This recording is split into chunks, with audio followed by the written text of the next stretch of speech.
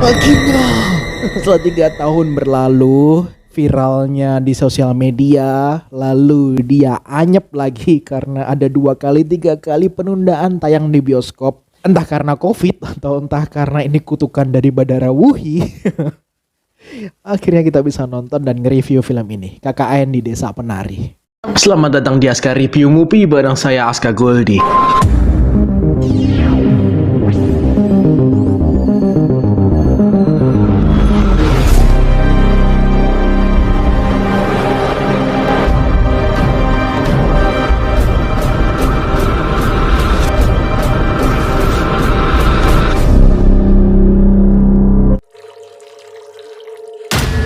Apa yang kamu lihat adalah makhluk yang menguasai tempat ini.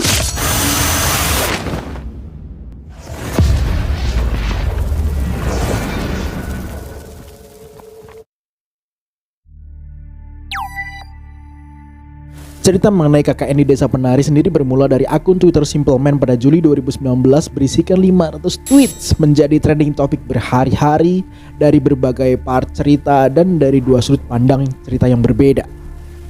Dia mengklaim cerita tweet ini merupakan kisah nyata dari seseorang yang dirahasiakan identitasnya. Tertunda 2 tahun sampai 3 tahun lamanya dengan penggantian jadwal lagi dan lagi semasa era pandemi, KKN di Desa Penari akan rilis Sabtu 30 April 2022. Dan per-review ini naik tuh 70.000 presale tiket udah ludes sebelum hari pertama tayang. Respect. Dibintangi oleh Tisa Biani, Adidan Thomas, Aknini Hak, Aulia Sarah, Fajar Nuga, dan Calvin Jeremy. Disutradarai oleh Awi Suryadi. Film ini secara objektif menyajikan cerita yang mencekam dan bikin kalian sukses merinding. Jalan cerita nggak perlu kubahas panjang lebar apalagi sinopsisnya karena cerita ini udah viral 2 tahun 3 tahun lalu. Kalau kalian masih pengen tahu cerita aslinya bisa kalian ke Twitter untuk cari di Simple Man, threadnya itu ada di situ.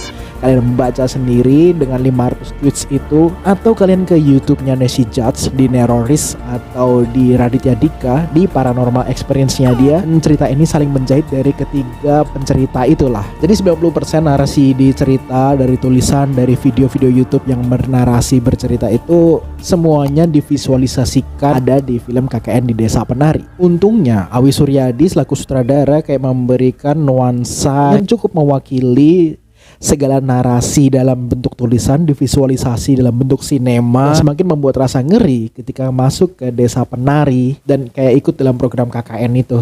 Ada part tertentu yang menurutku ada rasa sedikit gagal untuk divisualisasikan dalam bentuk film. Terlalu banyak part-part penting dalam segi thread dari 500 tweets ini udah banyak banget ya.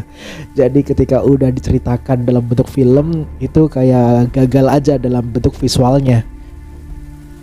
Alangkah lebih serem kalau kalian baca dan kalian berimajinasi dengan kepala kalian sendiri. Nah kalau di film kan rasanya udah diwakili dengan gambar gitu. Jadi ada hal yang ekspektasinya lebih tapi ternyata hanya segitu aja penampilannya gitu. Tapi itu masih dalam skala wajar karena overall dari segi segala ceritanya dan narasinya itu cukup mewakili 500 tweets dan segala hal-hal viral yang dimasukkan ke dalam cerita. Bahkan sudut pandangnya kan memang banyak, ada 2, ada Nur dan Widya, dan itu semuanya diwakilkan dalam satu garis cerita, satu timeline yang ya cukup oke gitu, yang emang ada rasa ngerinya dan terrifying kalau kata bahasa marketing film ini.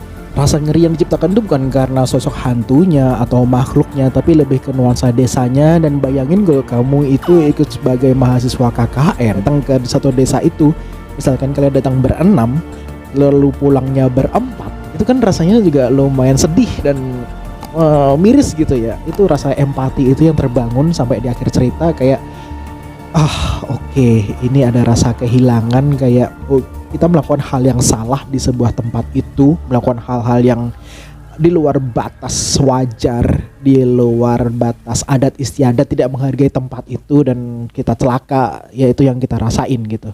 Dan rasa penyesalan itu di akhir yang nggak bisa diselamatkan kan, akhirnya teman kita harus meregang nyawa gitu ya. Itu yang rasanya sedih. Pacing sedikit dragging karena banyak poin penting dalam narasi yang dikonvert ke naskah. Akan terasa bridging antar adegannya itu nggak smooth, kayak patah-patah aja ceritanya. Itu sangat-sangat kerasa banget itu patah-patahnya. Dengan gimmick tayang 2 layar dengan versi yang berbeda, yaitu 13 plus dan uncut version yang durasi selisihnya ada 8 menit. Itu lumayan 8 menit itu ya.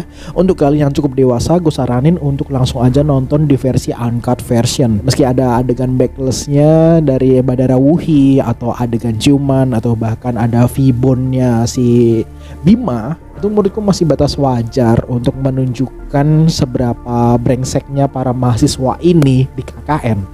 Dan kalau kalian nonton versi 13 plusnya, aku belum coba tapi bakalan nonton, coba penasaran. Mungkin esensi untuk kengeriannya itu nggak akan terasa karena ada part-part suara-suara mendesah yang mungkin akan dihilangkan, atau adegan-adegan punggung si Badar Wuhi dengan ular-ularnya itu yang tidak dilihatkan, itu akan ngerasa esensi ceritanya berkurang. Kalau kata Pak Manoj ya, film KKN ini punya budget $1 juta atau 15 miliar dan menghadirkan 150 ekor ular. Untuk film ini bukan CGI, jadi emang ular beneran, dan itu sangat diapresiasi untuk para aktornya yang bisa bermain dengan ular-ular beneran.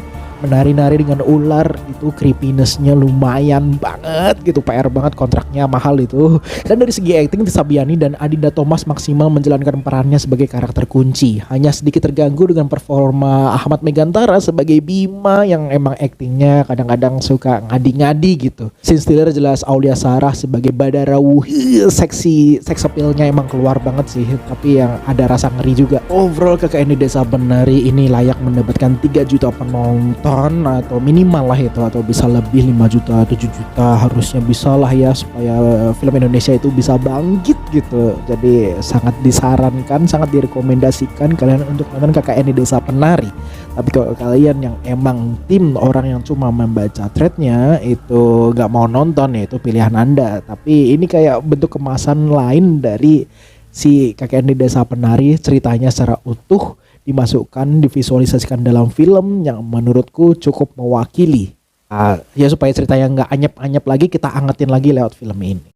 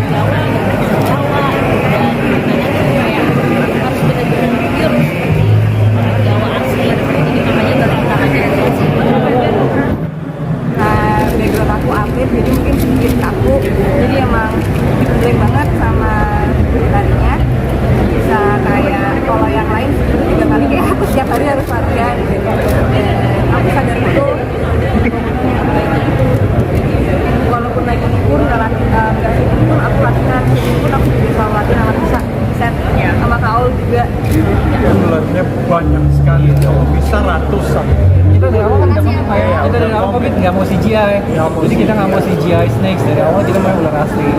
Itu jadi sangat challenging mendapat ular syuting pemain. Ini saya kira pengalaman yang baru ya, karena membawa ular itu kita mau real, CGI gampang banget, mungkin lebih ya nggak lebih murah, bukan masalah itu, tapi jadinya nggak real, kelihatan dari film-film. Untuk kesulitannya sendiri sih ya kurang lebih sama ya kayak Tisa dan Ahli gitu. Ada latihan nari, terus juga latihan berbaur dengan si ularnya ini, dan kebetulan alhamdulillah aku nggak takut sama ular enggak gitu.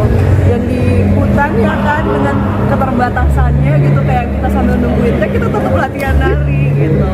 Itu gimana nari di tengah hutan dengan pakaian yang itu, ada mungkin tempat kedinginan kah, atau mungkin dinyamukin? Kedinginan sih enggak ya mas, mungkin kalau bisa nari malam-malam sampai pagi gitu lebih ke masuk angin ya. Iya karena kita pakai bajunya kan basahan. Oh. Jadi kayak iya. Oh iya iya.